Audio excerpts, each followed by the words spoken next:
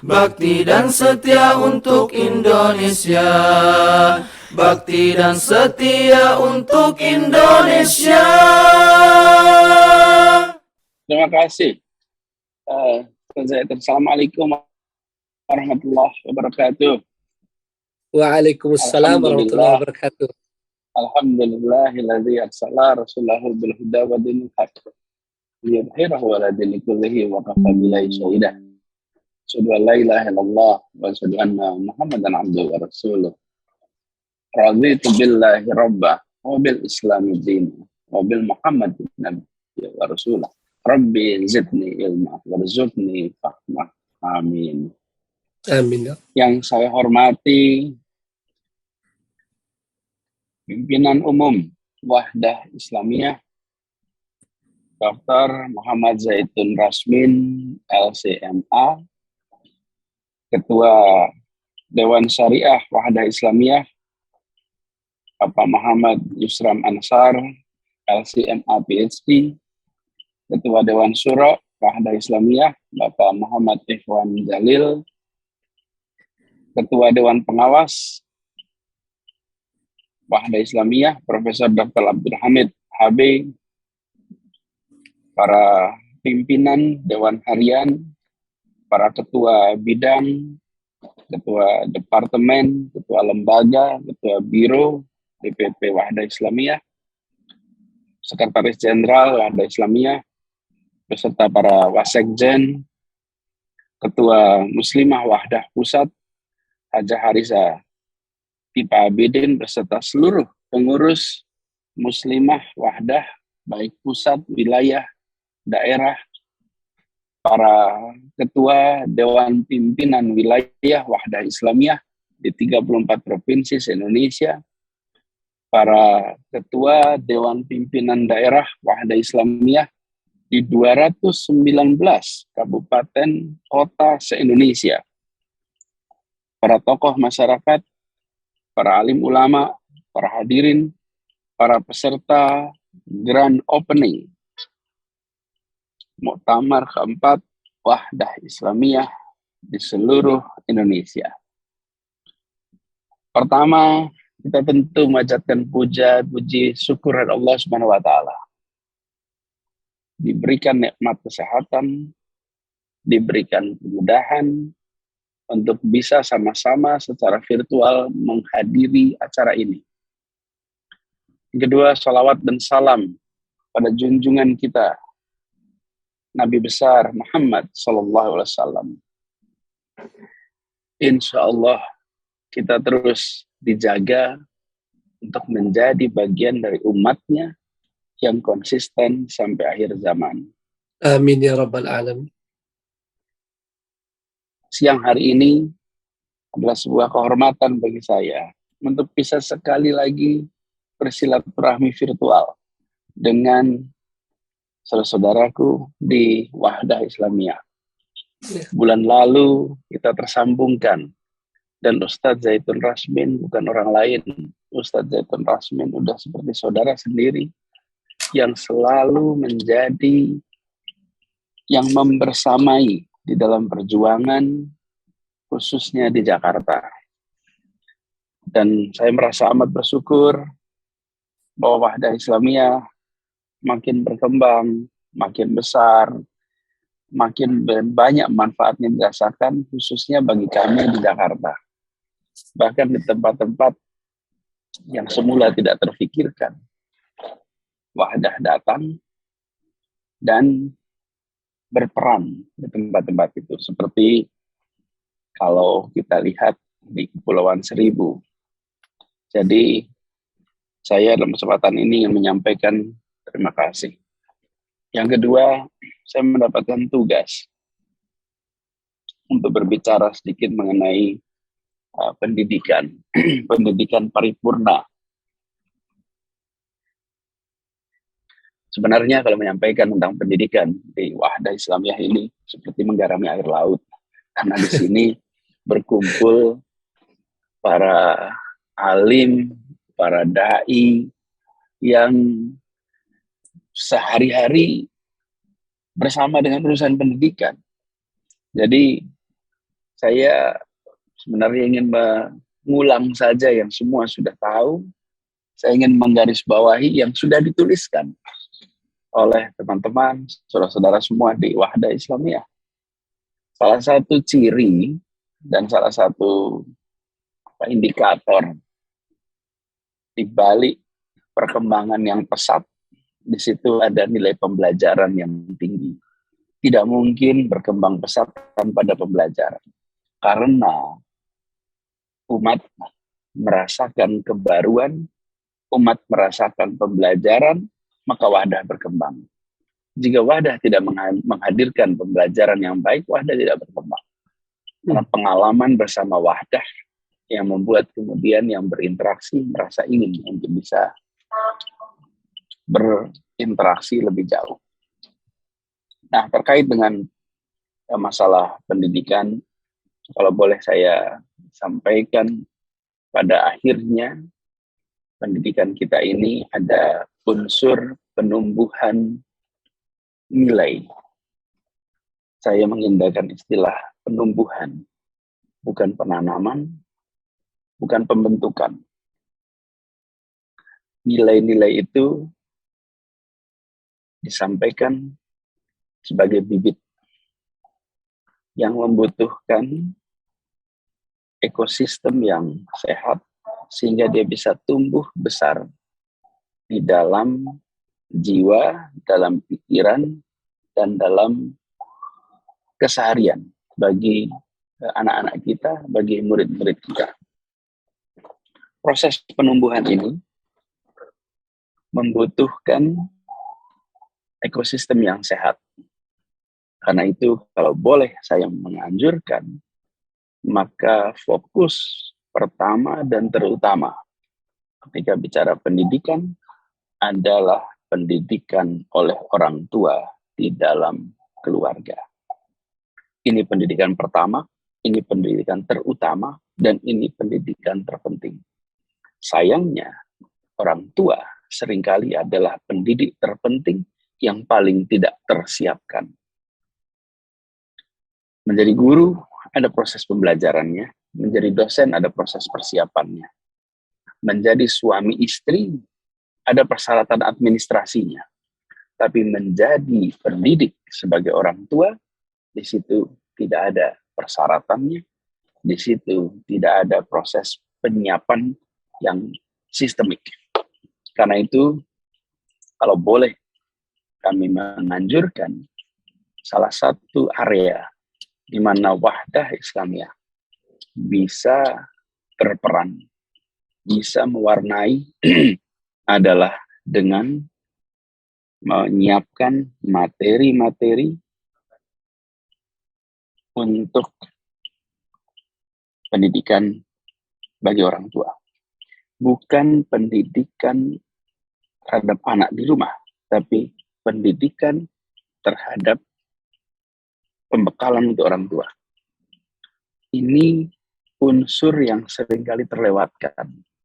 Begitu kita mengatakan pendidikan, hampir selalu pikiran kita pada anak-anak, tapi kita harus sadari bahwa sesungguhnya yang memulai adalah orang tuanya.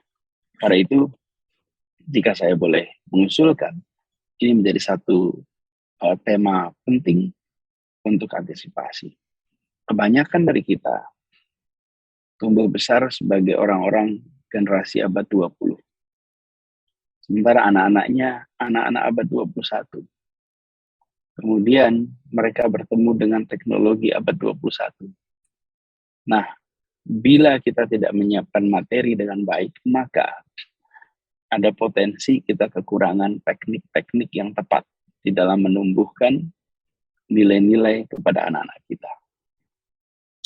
Yang aspek berikutnya yang tidak kalah penting tentu adalah aspek kompetensi, aspek skill, aspek literasi. Itu semua kalau kita perhatikan di dalam pembelajaran abad 21, literaturnya cukup banyak. Tapi kalau boleh usul sekalian, fokus adalah membuat pendidik kita menjadi pembelajar. Ketika kita berhasil membuat semua guru merasa dirinya pembelajar, dan semua orang tua merasa dirinya pembelajar, maka insya Allah bekal untuk anak-anak kita akan tersedia dengan baik. Masalah yang sering kita hadapi adalah ketika yang mendidik, baik di rumah maupun di sekolah, merasa sudah cukup belajarnya. Karena sudah cukup belajarnya, maka terjadi stagnansi di dunia yang berubahnya begitu cepat.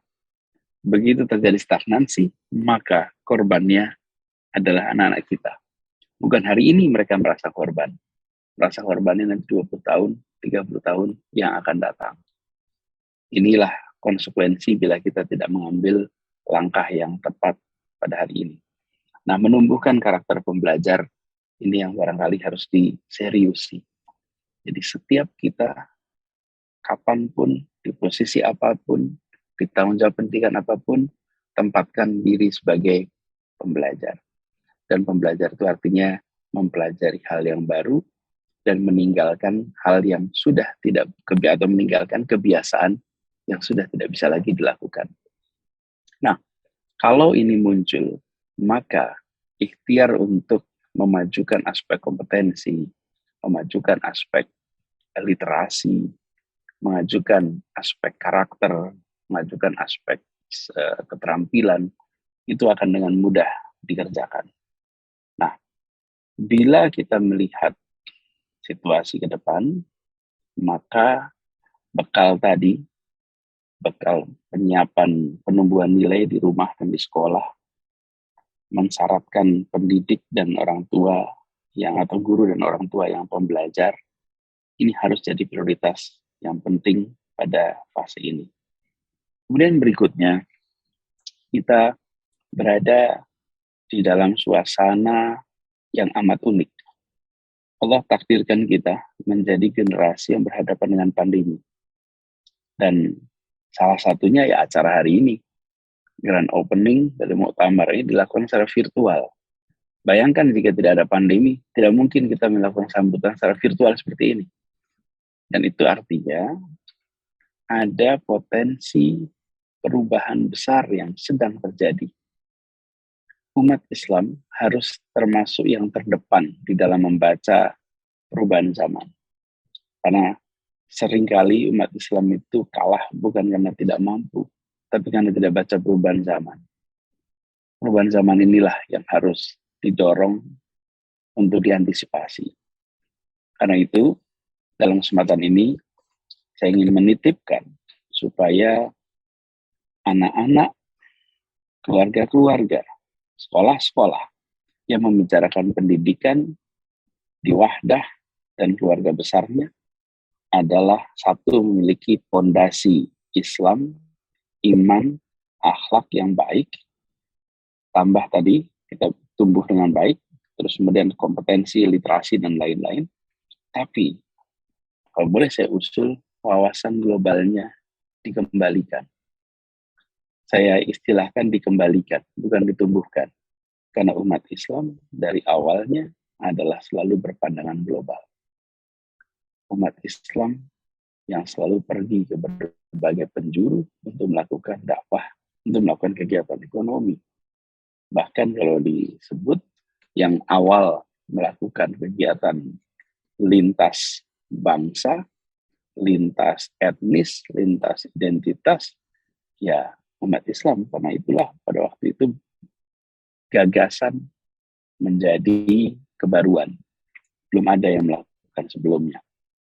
Nah, identitas ini yang kemudian membuat umat Islam bisa keliling sampai ke berbagai tempat. Nah, sekarang kita ingin tumbuhkan kembali di anak-anak kita wawasan global itu. Jadi saya usul kepada semua untuk pasang atau lakukan penumbuhan kesadaran bahwa ruang berkiprah anak-anak kita itu bukan saja di atas Indonesia, tapi di atas bumi ini, di semua tempat di bumi ini. Biarkan dari Indonesia bermunculan yang nanti akan berkiprah di berbagai tempat di seluruh dunia. Dengan teknologi yang kita miliki hari ini, kita bisa melakukan video conference dengan siapa saja, kapan saja, di mana saja. dan jangkauannya tidak dibatasi lagi. Praktisnya seperti apa? Praktisnya pasang di tempat-tempat belajar anak-anak kita peta dunia. Jangan cuma pasang peta Indonesia, pasang peta dunia. Biar anak-anak kita sadar bahwa ternyata jarak Aceh dengan India dan Aceh dengan Makassar itu lebih dekat Aceh India daripada Aceh Makassar. Dan nanti orang akan sadar dari Makassar ke Singapura itu lebih dekat daripada dari Makassar ke Medan. Ini nampaknya sederhana, tapi berikan kepada anak kita, orang tua kita, keluarga-keluarga kita, kesadaran bahwa kita adalah bagian dari dunia. Dan bentangan umat Islam itu dari Maroko sampai Merauke. Itu adalah bentangan yang luar biasa luas. Sehingga anak-anak kita tumbuh dengan kesadaran bahwa ruang berkiprahnya tidak dibatasi oleh daerah bernama Indonesia. Ruang berkiprahnya adalah seukuran bumi kita ini. Sehingga nantinya anak-anak yang tumbuh, yang berkembang dari keluarga-keluarga, dari sekolah-sekolah yang kita kelola hari ini, mereka bisa menjadi pribadi yang memberikan manfaat lintas wilayah, lintas negara. Ini bagian dari kita mengantisipasi perubahan. Kalau mau seperti itu artinya usaha benchmarking harus dilakukan. Kita melakukan benchmark dengan tempat-tempat terbaik di dunia. Nah, jadi ketika kita bicara tentang pendidikan, hampir selalu punya konsekuensi pada masa depan. Kita di fase akhir sebuah pandemi, dan pandemi ini sesungguhnya biasa disebut krisis, tapi sesungguhnya ini adalah perubahan yang dipercepat. Kalau tidak ada pandemi, mungkin grand opening pakai virtual barangkali 5 tahun lagi baru ada. Tapi karena ada pandemi, dilakukan tahun ini dengan menggunakan virtual. Krisis sama dengan perubahan yang dipercepat. Nah, dunia menjadi makin sempit sesudah pandemi ini. Interaksi sudah makin dikurangi berdasarkan fisik. Interaksi menggunakan alat. Dan itu artinya Indonesia bisa menjangkau mana saja. Kita bisa didengar di mana saja, kapan saja. Ini harus diantisipasi oleh generasi baru kita. Jadi Ibu dan Bapak yang saya hormati, yang saya muliakan, ketika kita bicara pendidikan, maka kita baca ke depan perubahan-perubahan yang sedang terjadi. Dan bila kita bisa antisipasi, insya Allah kita bisa jadi pemenang. Demikian, Ustaz Zaitun Rasmin yang saya hormati, seluruh para peserta grand opening muktamar yang saya muliakan. Semoga muktamarnya berjalan dengan lancar, berjalan dengan baik, dan muktamar keempat ini makin menguatkan soliditas, makin membesarkan faedah yang dirasakan oleh masyarakat, dan insya Allah jadi catatan amal soleh dari ibu dan bapak semua yang terlibat di sini. Dan khusus kepada para ibu-ibu, sebentar lagi, 3 hari lagi kita akan merayakan Hari Ibu. Izinkan saya mengucapkan selamat Hari Ibu, karena Hari Ibu di Indonesia tidak diperingati sebagai hari ibunya yang melahirkan anak-anak, tapi diperingati sebagai peringatan perjuangan kaum perempuan untuk ikut meraih kemerdekaan, untuk ikut memperjuangkan keadilan sosial. Karena itu bagi para ibu yang terlibat di Wahdah Islamiyah lewat Muslimah, kami sampaikan selamat. Insya Allah perjuangannya dimudahkan dan terus menjadi teladan bagi kita semua. Terima kasih. Dari saya demikian. Assalamualaikum warahmatullahi wabarakatuh. Bakti dan setia untuk Indonesia. Bakti dan setia untuk Indonesia.